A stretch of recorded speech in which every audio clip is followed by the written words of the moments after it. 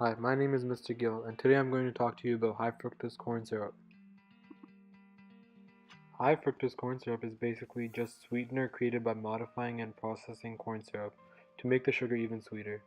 It is used in foods and beverages such as soda, candy, breads, juices, cereal, sauces, and even several famous fast food restaurants.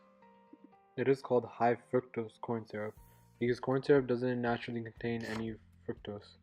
Corn is broken down into cornstarch, then corn syrup, and then into glucose. Corn syrup naturally is 100% glucose. However, certain enzymes, such as glucose isomerase, are then used to convert some of the glucose into fructose. This process creates high fructose corn syrup consisting of 55% fructose and 45% glucose. This is done because fructose is much sweeter than glucose. Regular table sugar, such as sucrose, is 50-50 glucose to fructose. The sweeter taste is why people prefer this sugar over table sugar. Sucrose, also known as cane sugar or all natural sugars, and high fructose corn syrup are basically the same thing. On a molecular level, both sugars are made out of glucose and fructose.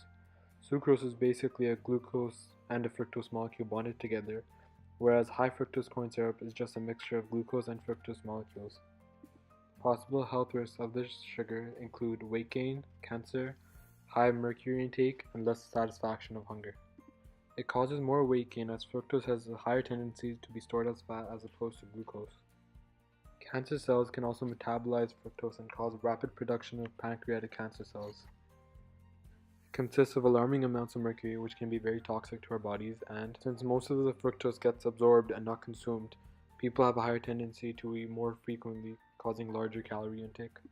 The sugar also has several benefits, including texture, baking, preserving food, and consistency. It allows baked goods to remain soft after baking as the sugar resists to crystallize. Sugars are quickly and easily fermented, resulting in sweeter bread as opposed to using table sugar.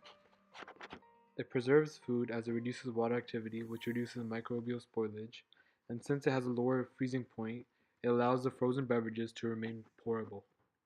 With the exception of the United Kingdom, high fructose corn syrup has no restriction anywhere else around the globe.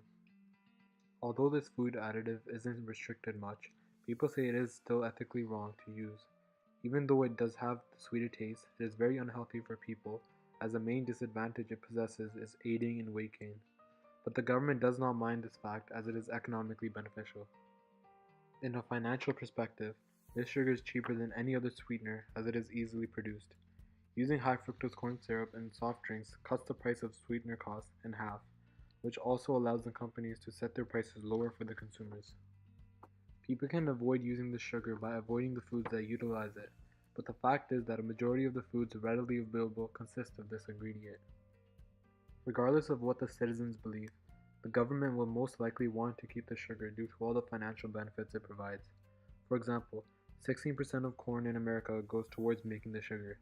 If it was to be banned, 16% of America's corn market will be destroyed, which would lower their financial position. On the other hand, countries like the United Kingdom have already banned the sugar, regardless of the financial implications they had to deal with.